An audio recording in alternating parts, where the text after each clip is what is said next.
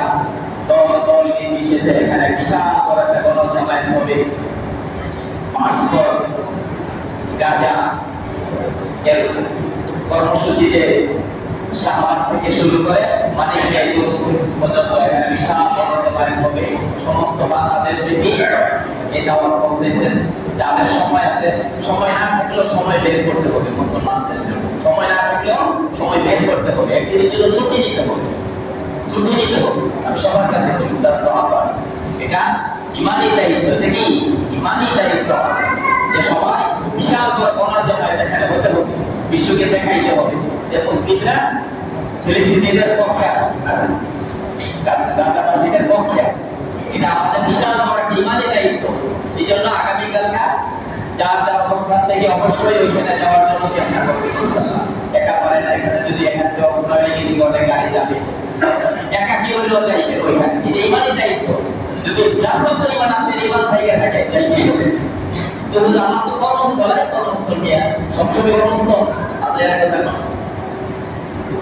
কর্মস্থল। আজকে আপনার ভাই আপনার আমাদের উপরে যদি এরকম জল হয় কি করবেন? সবার বসকে বলে যে আমার চাইতে হবে, এটা আমাদের ইমানি দায়িত্ব, অনেক বড় দায়িত্ব।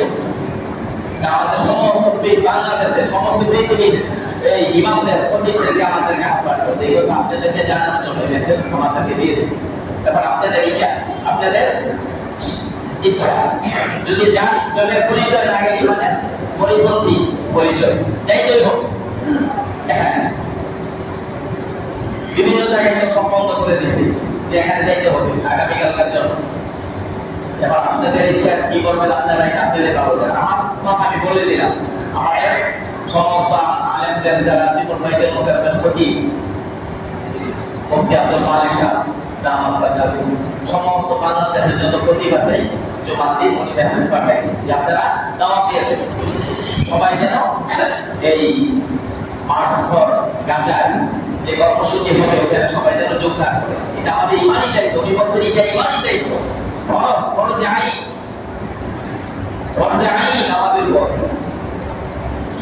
যাইতেই হবে। একান্তেই যারা অসুস্থ অপারগতা তারা দোয়া করবে, একান্তেই যারা অসুস্থ অপারগতা যাইতে পারতেছে না তারা দোয়া করবে। এটা ইমানি দায়িত্ব। এই জন্য যার যার বস থেকে ছুটি কাটা, ছুটি দেন একদিনের জন্য হইল। একদিন কি সকাল 9টা থেকে সন্ধ্যা 7টা পর্যন্ত, এটা ইমানি দায়িত্ব। আদবের সহিত যেখানে আদবের সহিত ছুটি দেন যাইতে হবে, এটা আমাদের ইমানি দায়িত্ব সবার।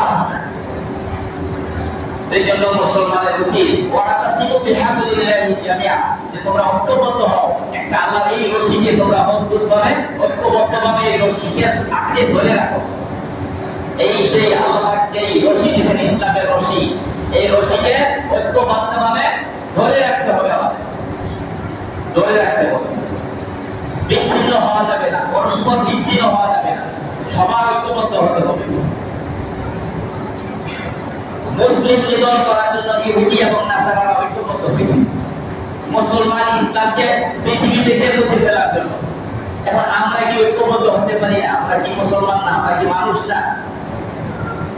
আমরা তো সত্য নবীর উম্মত, সত্য একটা ধর্ম গ্রহণ করছি, আলহামদুলিল্লাহ সুবহানাল্লাহ, আলহামদুলিল্লাহ। যেটা ইন্না দীনা ইনদাল্লাহিল ইসলাম, যেটা আল্লাহর স্বীকৃতি যে এই ধর্ম আমার ধর্ম। আল্লাহ বলেন এইটা শুধু আমার ধর্ম, ইন্না দীনা ইনদাল্লাহিল ইসলাম, এটা আমার ধর্ম। আর দুনিয়াতে যত ধর্ম আছে আল্লাহর ধর্ম না, এটা মানুষের মতবাদের ধর্ম, মানুষের বানানো ধর্ম।